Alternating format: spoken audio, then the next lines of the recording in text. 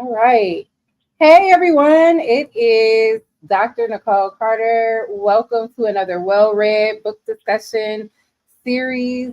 We aim to create a space where women of color can engage with and critically analyze health and wellness information in a relatable and relevant way.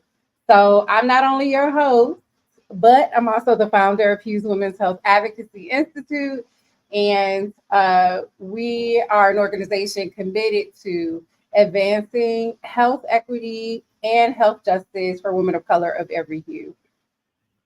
Hi, everyone. I'm Lauren. I'm a health equity social work intern here at Hughes. I'm in my MSW2 at The Ohio State University, and I'm really excited to be presenting beside Dr. Carter.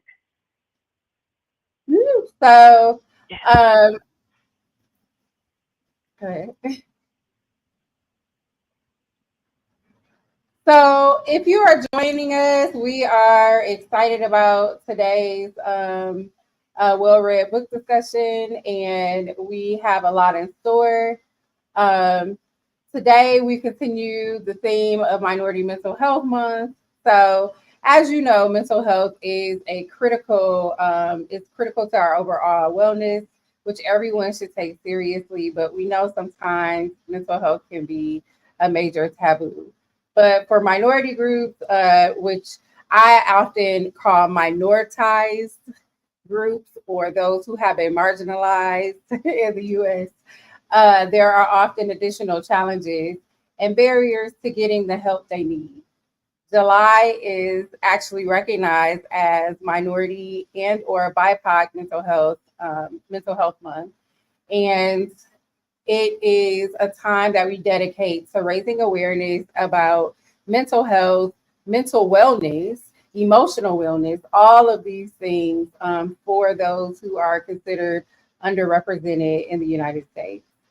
So, speaking of mental health, we want to thank our wonderful sponsor, NAMI, Montgomery County. NAMI, and that is spelled NAMI. And let me do this little ticker there. NAMI is a grassroots education, support, and advocacy organization for all affected by mental illness. They offer us no cost mental health services, support groups, classes, presentations, and resources. So, when we are done with this discussion, please make sure that you head over to our website and find more information about NAMI, or in our the link that is in our bio, or you could just go to NAMI Montgomery County's website. They have a listserv, an email list that you can sign up and get more information. So we're going to get into our discussion now. 2 weeks ago, so excuse me, everyone. We were not live last week. We were supposed to be. Thank you for kind of bearing with this. But as an organization dedicated to health equity and to eliminating barriers to health and wellness, it should be noted that when there is an issue with illness, that we take time to care for ourselves. So the executive director of Hughes, was out sick, and so we decided to forego that discussion. But we're back now, and so we will continue where we left off with the pain we carry. So the pain we carry, healing the complex PTSD for people of color, is by Natalie Gutierrez. For those who don't know, her work illuminates the complex post-traumatic stress disorder as what she shares people of color uniquely experience.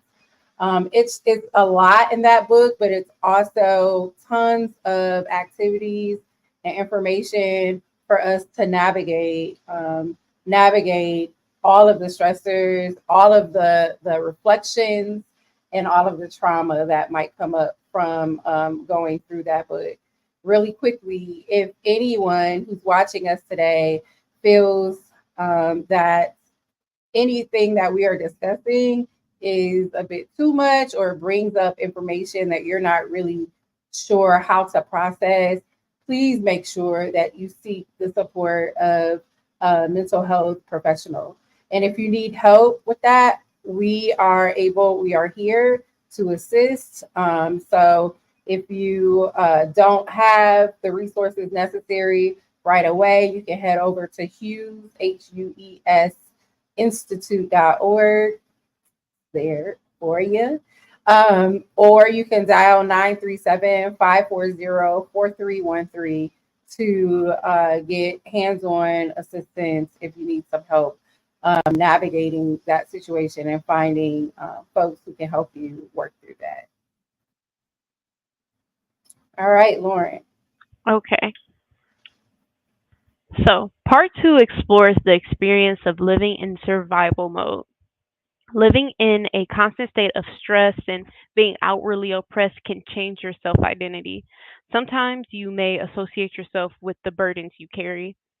After being abused or traumatized by a system that was set up to fail people of color, it can be difficult to trust your own instincts. So part 2 features chapters 4 and 6. In chapter 4, the author narrates Maria's story, a 19-year-old daughter of Mexican immigrants who faces abuse and grows up in a strict environment. The author emphasizes how family abuse and intergenerational trauma forced Maria to mature quickly, while also equating an interaction, including those that are bad, as positive in some way. These interactions show up later in relationships and internally. She highlights the importance of acknowledging our struggles to build empathy and connect with others, cautioning against associating love with pain. So, Dr. Carter, did anything resonate with you about? I have three questions. Did anything resonate with you about Maria's story? So I'm gonna say so I one, and this is one of another question that you have, but I just kept thinking about how many people I know who have experienced the same thing. So, but like don't really have the words to say like this is what this is and this is what's happening. So mostly that. And then actually so it's like I know like tons of people who have gone through this. And then her response to the things that she was going through, I know tons of people who respond that way. Um, so it's not my personal story, but it's just very interesting to just like read that story and know that there are some people who are perhaps like going through something similar. Right. And may not, know a way out or know any different or may associate it with something positive when it's actually something negative. I totally get that. Um, so my second question, before reading the book, did you know of the term parentified children or the effects? No, not at all, actually. So that's why I said like that was the term that like stuck out to me. So it was just really interesting that term came up. So there's a term that with the background, one of the backgrounds that I have um, that is actually referred to as adultification. And that is what happens within school systems. And so it's the same thing basically. Um, that happens in schools and um, and that is when basically the the attributes and characteristics of adulthood are continuously placed on children, and particularly you see that it's usually black children or black and brown children, and so yeah, so um, yeah, and so the same thing is happening. Like you're in the household taking on these same characteristics, like you're kind of forced to do that, and but you're also punished uh,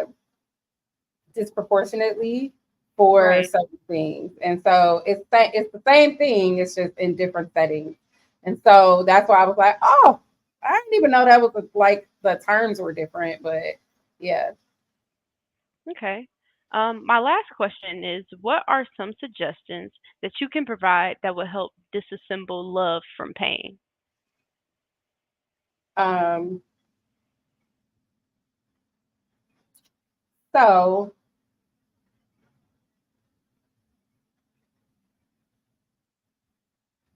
so first of all, I think like this is why we're doing this during this month. Really, it's um, because it's it's just important to focus on um, like learning what experiences are that are not painful. And so many of us, it's like once we have experienced this pain, it's like sometimes it's like we're drawn to similar experiences. So we continue to have them continuously, or I say continuously a lot, that's redundant, but we continue to have them over and over again. And that becomes normalized. And so one of the things is to me is being part of authentic relationships that are not based in pain, but really trying to figure out what that means, like, and where Mhm. to find those. And so that might look like not being in relationships or family, like it might not be surrounded by family or intimate partnerships. It might be an authentic friendship, right? Or it might be the first relationship with a therapist that like Right. that therapy relationship is like, this is different because I'm not feeling pain from someone. I'm feeling pain perhaps because of the reflection, but not because of, like what is going on. So, Right. I like that idea of like, okay, assessing like you know what pain feels like, but what are things that make you feel good? And then like seeing if those relationships, have those things in it. So, mhm. yeah. So what about you? How are you feeling about any of those questions, really? I think that I like the some suggestions for disassembling love from pain. I think would be definitely assessing the things that you do like, especially if you're used to associating love with pain. I think figuring out things that don't feel painful and then experiencing those things and trying to build relationships around that common interest. Like if you love painting and it doesn't feel painful, it feels relaxing, like maybe think about going to the art museum or doing things, even things for free, like going to the art museum for is free, or just getting in some type of circles and groups where you can connect with people on something that actually brings you joy, and then fostering relationships in that way. Yeah. Yep. That is definitely. And I do think that it takes people like other ops, like other people around you to demonstrate what that looks like, though. Because you don't, like, if you're Definitely. so used to being in a situation that's painful, how do you have, how do you know How do that? you know? Yeah. So, um, really quick, you all, we're going to pause for a second. I'm trying to figure out the IG. So is it live now? Let me double check. It is not. I'm not seeing Okay. it. So we're going to pause our stream and then we will be back in probably a minute and a half. All right.